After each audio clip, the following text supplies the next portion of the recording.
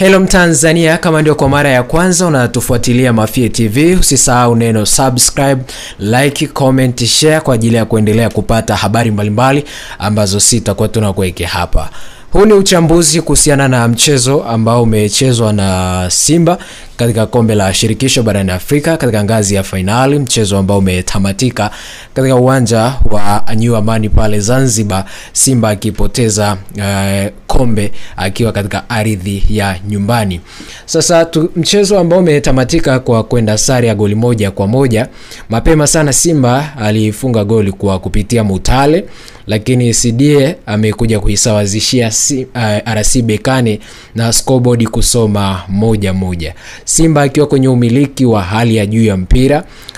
Shots kiangalia amepiga shot on target moja tu ambayo imeenda kuzaa lango, lakini wenzao shot on target wamepiga 5 na hizi wamekuja kupiga mwishoni baada ya wao kuamka zaidi na kupata bao.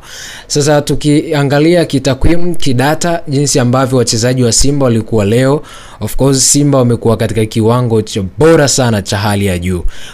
Ukiangalia Mutale Bodo alikuwa kwenye performance ya hali ya juu. Ukiangalia Elie Mpanzu Kibisawala, lakini ukimwangalia Fabrice Luamba Ngoma pamoja naye Chema Loni Fondo na Karabu, ni wachezaji ambao tumewatazama kwa siku ya leo akiwa kwenye ubora wa hali ya juu. Ubora ambao ukiangalia Simba muda mwingi walikuwa na mpira ambao walikuwa nao wameonyesha ni namna gani ambavyo timu inatengeneza mashambulizi kutokea nyuma kwenda mbele, na tumeona nafasi ambazo wamepata wameshindwa kuzitumia kuziconvert kwa magoli. Lakini Simba amecheza katika kiwango kizuri sana ambacho kimeonyesha ni namna gani ambavyo timu zinapaswa kucheza. Huenda Simba kama pengine ipunguza idadi ya magoli katika mchezo wa kwanza ambao alipoteza kwa mabao 2-0, alafu akaja kushinda katika mchezo huu wa leo, pengine angekuwa na nafasi kubwa ya kuwa bingwa. Awali tulisema Simba ana hiyo nafasi ya kuwa bingwa kwa sababu tulikuwa tunaona mwenendo na quality na ambayo Simba ameingia nayo leo. Simba ameonyesha quality ya hali ya juu, bora wa hali ya juu, namna ambavyo alikuwa na possess mpira, namna ambavyo alikuwa anajenga build up yake, namna ambavyo alikuwa anatengeneza mashambulizi kutokea nyuma kwenda mbele, namna ambavyo alikuwa anamiliki mpira, quality ya Kagoma, quality ya ambayo tumeiona ya Ngoma, lakini quality ambayo tumeiona ya Mutale na quality ambayo tumeona ya Elie Mpanzu. Ni wachezaji ambao wamekuwa na ubora sana ndani ya kikosi cha Simba, na ili watu wengi walitegemea kuiona Simba ikiwa inacheza namna ambavyo imecheza. Cha kwanza na msifu mwalimu namna ambavyo ali-approach game kwa msingi mzuri sana. Ali-approach game kwamba the first time ambayo sisi tunaingia uwanjani, kwa mara ya kwanza tunavyoingia uwanjani, tunapaswa kwanza kwenye dakika 15 walau tuwe katika ile grid ya kupata matokeo au kuwa kwenye ulevo, kwenye mizani sawa na Berkane, yani ya kutafuta goal na pengine kurejea ni namna gani ambavyo Simba inaweza ikaodhi ikapata goli la pili, jambo ambalo Simba walitafuta kwa dakika 45 za kipindi cha pili na jambo ambalo lilishindikana. Lakini tumeona finali ya kibabe sana, finali ambayo I think kwangu mimi ndio finali bora kwa kuitazama kwa home hapa, kwa game ya nyumbani. Hata game iliyopita haikuwa bora kama ya leo. Simba ameonyesha Berkane ni wadhaifu, hawako kwenye ubora ule ambao unapaswa kuwa nao, na mimi ni jambo ambalo naweza nikawapongeza sana Simba kwa jinsi ambavyo wamecheza na namna ambavyo wamegain matokeo, namna ambavyo wameapproach game, sababu kila kitu Simba amefanikiwa, ila ameshindwa tu kwenye namna ya kufanikiwa kwenye upande wa kumalizia. Big nafasi ambazo ametengeneza, nafasi 2 ambazo ametengeneza ametumia moja, lakini ukija ukiangalia kwenye nafasi ambayo amemiss moja. Ukija ukiangalia kwenye upande wa upigaji wa pasi ambazo amepiga pasi 359 ni sawa na 83%, maana yake timu ilikuwa na ubora. Ukiangalia wapinzani wao pasi 229 sawa na pasi sawa na 76. Maana yake Simba alikuwa bora sana katika mchezo wa siku ya leo.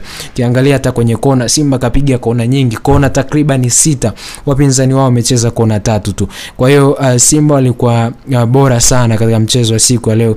Jumla ya pasi zote ambazo Simba amepiga, ukiachana pasi sahihi ambazo nimetoka kutajia, Simba amepiga pasi takriban pasi 433, pasi 433.